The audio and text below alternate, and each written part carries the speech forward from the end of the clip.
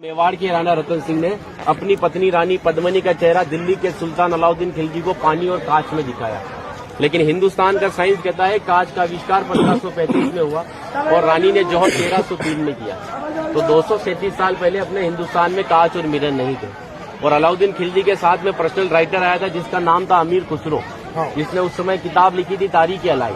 उसने लिखा था कि मेवाड़ की महिलाओं ने अपने सतीत्व धर्म के खातिर जौहर किया और राजपूत कभी भी कॉम्प्रोमाइज करना नहीं चाहते थे। चित्तौड़ के ऊपर युद्ध होने का सबसे बड़ा रीजन था व्यापार, क्योंकि हिंदुस्तान में कभी भी कोई भी मुस्लिम कम्युनिटी पहले नहीं था। ये सभी जो आते थे अफगानिस्तान तुर्किस्तान से आते थे, और आते कहाँ थे तो समुद्र के पास में आते थे, क्योंकि प्लेन तो थे नहीं ना। तो इधर नजदीक पड़ता है गुजरात और ये जाते थे दिल्ली, तो इधर पड़ता है दिल्ली, उनको क्रॉस करना पड़ता था ये मेवाड़। अच्छा, इधर गुजरात इधर दिल्ली बीच में राजस्थान, तो इसको क्रॉस करना पड़ता था ये मेवाड़। तो यहाँ के राजपूत उनसे टैक्स वसूलते थे।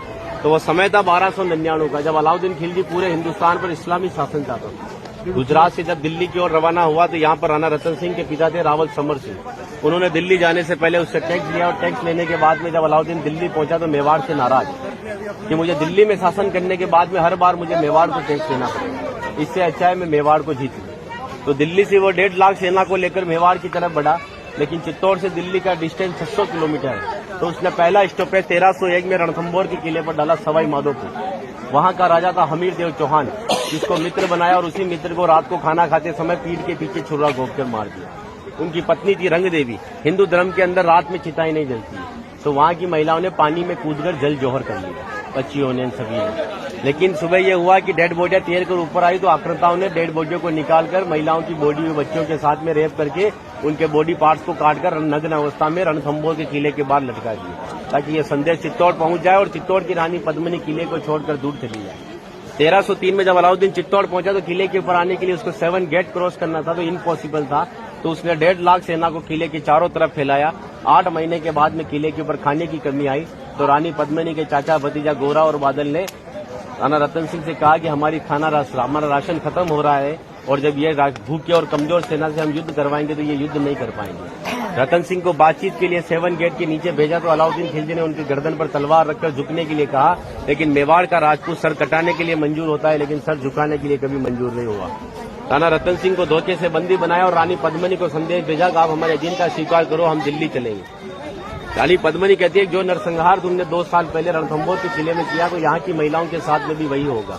इस वजह से जहाँ मैं जाऊंगी वहाँ ये वीरांगनाएं चलेगी। 2 महीने का समय लिया। अलाउद्दीन खिलजी ने 700 डोलियां किले की ओर भेजी, लेकिन रानी पद्मिनी को पता था कि मेवाड़ में घूंघट सिस्टम है, तो हर एक सोल्जर को लेडीज पोशाक पहनाकर तलवार और भालों के साथ में उस पालकी में बिठा दिया और रानी पद्मिनी की पालकी में भतीजे बादल को रानी पद्मिनी की वेशभूषा पहनाई और 700 पालकी को एक कमांडर बनाया चाचा जी गोरा को। गोरा जब पालके लेकर 7 गेट के नीचे गया तो अलाउद्दीन खिलजी से कहा कि रानी पद्मिनी दिल्ली जाने के लिए तैयार है, लेकिन जाने से पहले अंतिम बार अपने पति से देखना चाहती है। जिस जगह रतन सिंह को बंदी बनाकर रखा गया, जब वो पालकी वहां गई और रतन सिंह जी ने जब घूंघट हटाया तो घूंघट के पीछे का जो चेहरा था वो भतीजे बादल का था। और बादल कहता है कि महाराज हम 20,000 है और ये 1.5 लाख है, एक राजा अगर नहीं रहेगा हमारे साथ में तो हमारी सेना का मनोबल कमजोर रहेगा। इसी वजह से राणा रतन सिंह को पालकी में बिठाकर किले के ऊपर भेजा। जब रतन सिंह जी किले के ऊपर आए तो किले के ऊपर आने के बाद में उनकी जय जयकार में हर हर महादेव और जय भवानी के नारों से किला गूंजने लगा।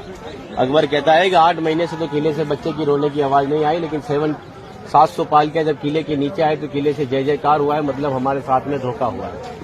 हर एक राजपूत कटने के पक्ष में था लेकिन झुकने के पक्ष में नहीं था। 20,000 राजपूत युद्ध में गया और अलाउद्दीन खिलजी की 1,25,000 सेना को मार दिया। बचे हुए दुश्मन जब किले के ऊपर आए तो महिलाओं ने अपने सतीत्व धर्म के खातिर हिंदुस्तान का सबसे पहला और बड़ा जौहर 16,000 महिलाओं के साथ में जिंदा आग में जलकर किया। यहाँ पर भी रानी पद्मिनी के महल में कांच लगाए गए थे। वो कांच लगाए थे पंडित जवाहरलाल नेहरू ने, क्योंकि एक पद्मावत पिक्चर के एक राइटर मलिक मोहम्मद जायसी की किताब को प्रमोट करने के लिए जवाहरलाल नेहरू जी ने उस किताब को आगे बढ़वा दिया। ये रानी को आईने में दिखाया, लेकिन हिंदुस्तान के इतिहास में कभी मेवाड़ गुलाम भी नहीं बना, तो आईने में किसको दिखाया?